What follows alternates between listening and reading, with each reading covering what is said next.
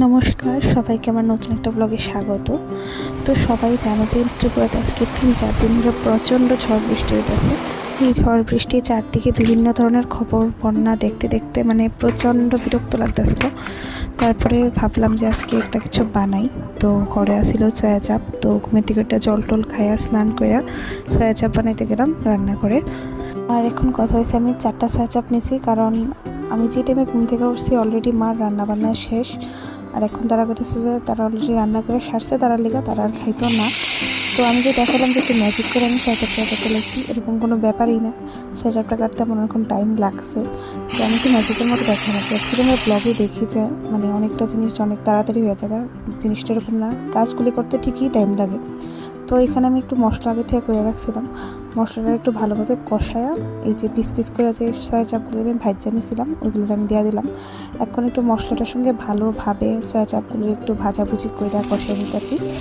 তরকারিটাকে ভালোভাবে কষিয়ে নেওয়ার পর আমি এটাতে একটু গরম জল অ্যাড করে দিয়েছিলাম, দেন আমি একটু ঢাকা দিয়ে রাখছিলাম তরকারিটা একটু ভালোভাবে হয়। এই যে তরকারিটা আমার ভালোভাবে হয়ে গেছে, তারপর আমি তরকারিটাতে একটু বিলাতি ধনিয়া পাতা যেটা কয় ওইটা দিয়েছিলাম। আমি জানি না তোমরা এদিকে কী কয়, আমরা এদিকে এটাকে বিলাতি ধনিয়া পাতাই কয়। আমি ওইটা একটু দিয়েছিলাম, আমার ওইটার গন্ধটা দারুণ লাগে।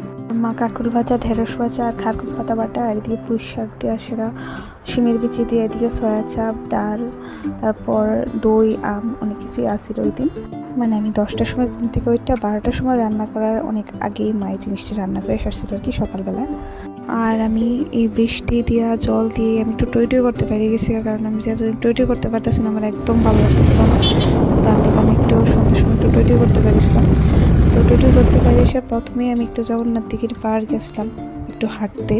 তো ওইখানে একটা রাউন্ড দেওয়া হাইটটা বাইরেই আমি গেছি একটু মানে বেকারিতে আর কি, মানে যতটুকু আমি হাইটটা কমাইছি এখন আমি আবার অতটুকুই বাড়াইলাম, কারণ আমি কমতে দিতাম না আমার পেটটারে। এটাই আমার প্রতিজ্ঞা হয়ে গেছে আর কি আপাতত।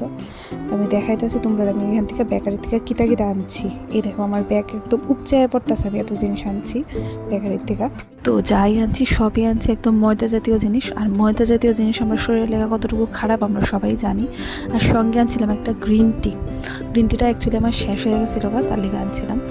আর গ্রিন টিটা আমার লাইফের অবদান অতটুকুই, একটা সমুদ্রের মধ্যে 1 কাপ জল দেওয়া দিলে সমুদ্রের যেরকম কোনো লাভও হইতো না, লসও হইতো না, আমার লাইফেও গ্রিন টিটা ঠিক এরকমভাবে এখন কাজ করতেছে আর কি। কারণ আমি কোনো কিছুই খাওয়ার দাওয়ার মানতেছি না, সবই খাইতেছি, গ্রিন টি খাই আর কি লাভ হইব তাহলে।